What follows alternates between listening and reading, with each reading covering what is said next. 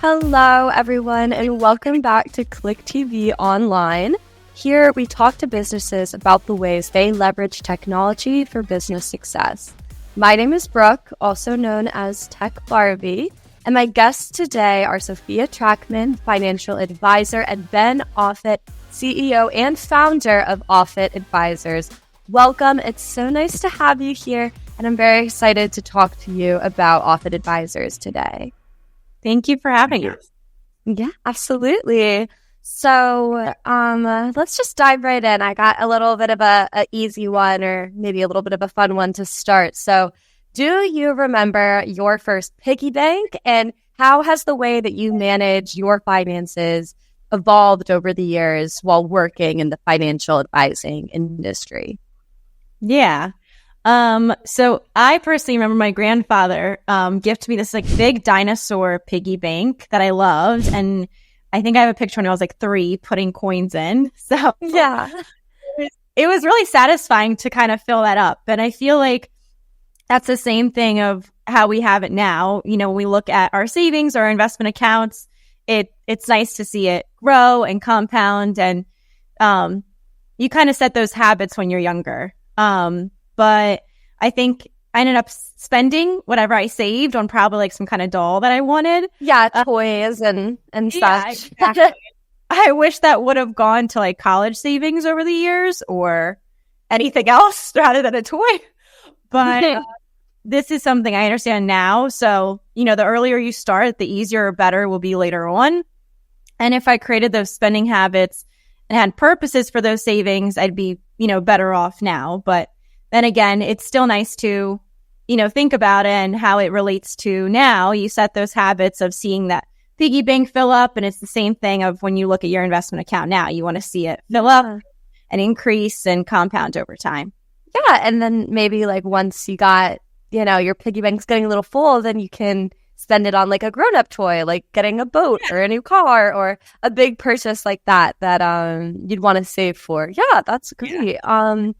Now, it's my understanding, I know that Offit is a very comprehensive financial planning office. So can you tell me what the benefit is of handling financial planning, tax planning, investments, and insurance through one financial advising firm instead of maybe outsourcing in different places? Yeah. So the benefit of having everyone under one roof is really the ability to sync and work all the different buckets together. We can't tell someone that all their money should be only in insurance or all their money should be invested in the market.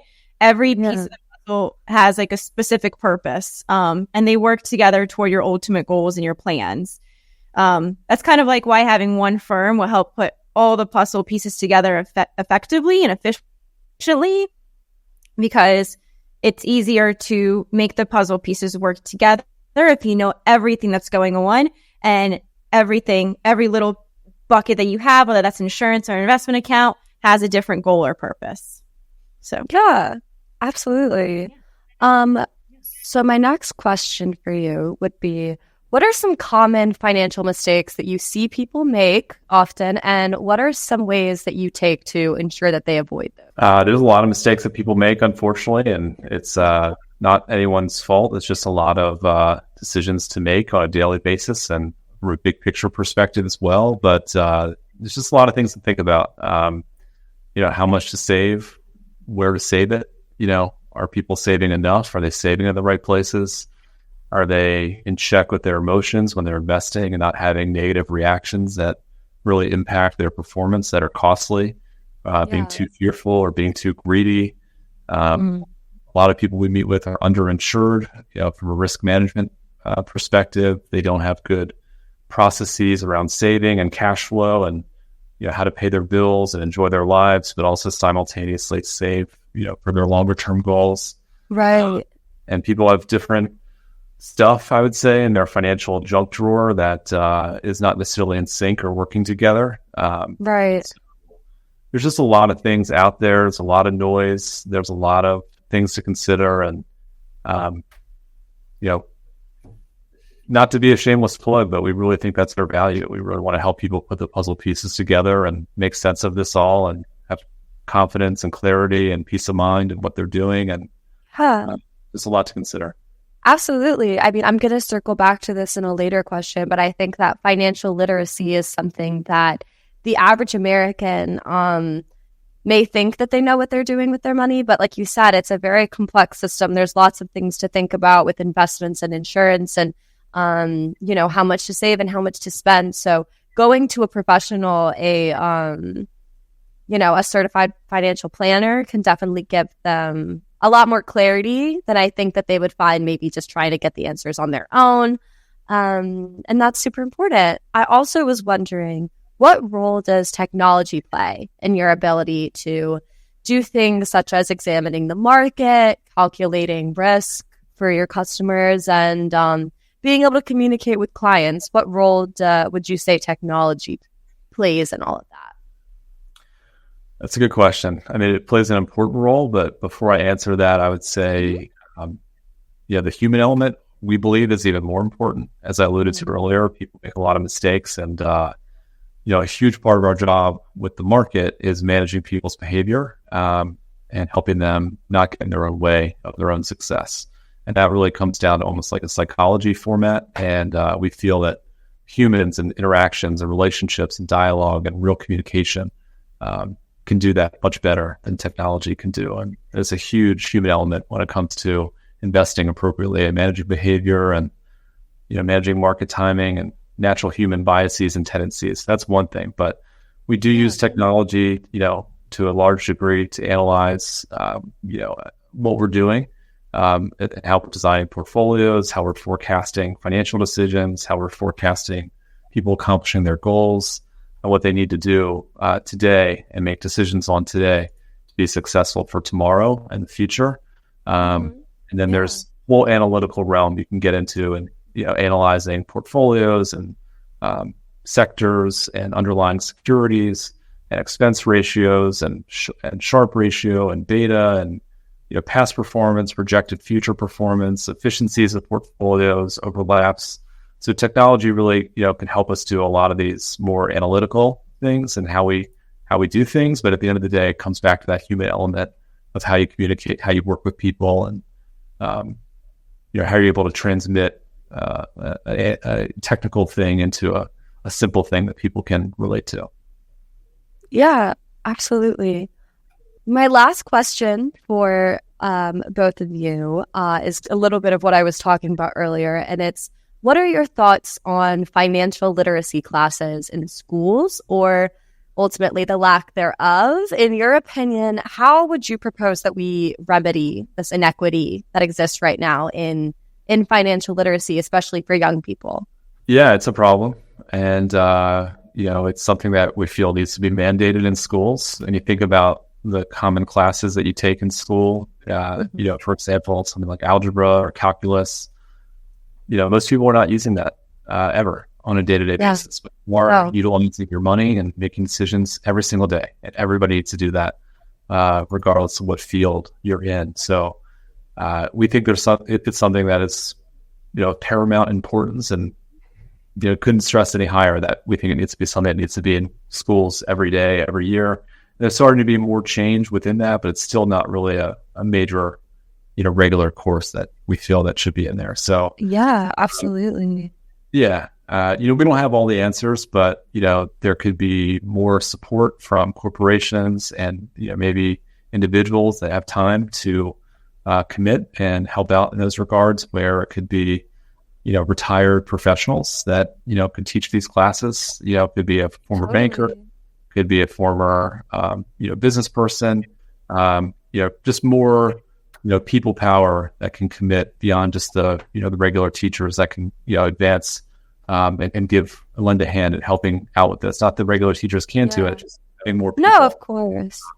To help out with it. And then, there also could be, the legislated things that might sound outside the box that could be helpful. There could be, there's PTO laws and, medical leave laws. There could be laws around volunteerism, where if everybody was kind of mandated to volunteer, let's just say 40 hours a year, that would make a dramatic difference in all forms of our society. Or that could be financial literacy. And we think that would actually make people more productive, more happier, more connected to their local community. So that's another idea. And then another idea is we already have a really good public school system in this country overall that applies to elementary, middle, and high school. Ultimately, we kind of have it in a way with community colleges, but there could be a free college in every state, just like there's free high schools in every state. And that there could be, but there should be. But that's a whole other conversation. Yeah. But if we really worked to enable that, that would solve a lot of the student loan crisis and a lot of poverty issues, which relates to crime and all sorts of issues throughout our society. Where if people could get a free college education, that would open up a lot of opportunities for all people. Absolutely. It absolutely would. And I attended a public high school, and I'm thinking back, the only class I ever took that would be really counting as like a financial class was we had econ and personal finance, which was taught by like a soccer coach at the school. And it was like just universally known that it was the easiest joke class that you took as a senior. Everyone just sat and talked, and like we had to do little quizzes on computers, but I did not learn anything. Like I didn't actually learn about like credit and investments and the stock market. And it's like, yeah, maybe those things popped up in those little quizzes, but it wasn't really a serious class. We did not have an experienced professional who could like break down these things. We got like a really quick overview, but not really like a real education on what these financial lessons would mean for our future. Yeah. What about you, Sophia? When you were in high school or college, did you have any classes like that? College, but that's what I was interested in. Yeah. But like, I wish I had those classes in high school. I don't think I had any classes about personal finance at all. Not even like an elective. Yeah, exactly. And I think that goes back to like your question earlier with the piggy bank question.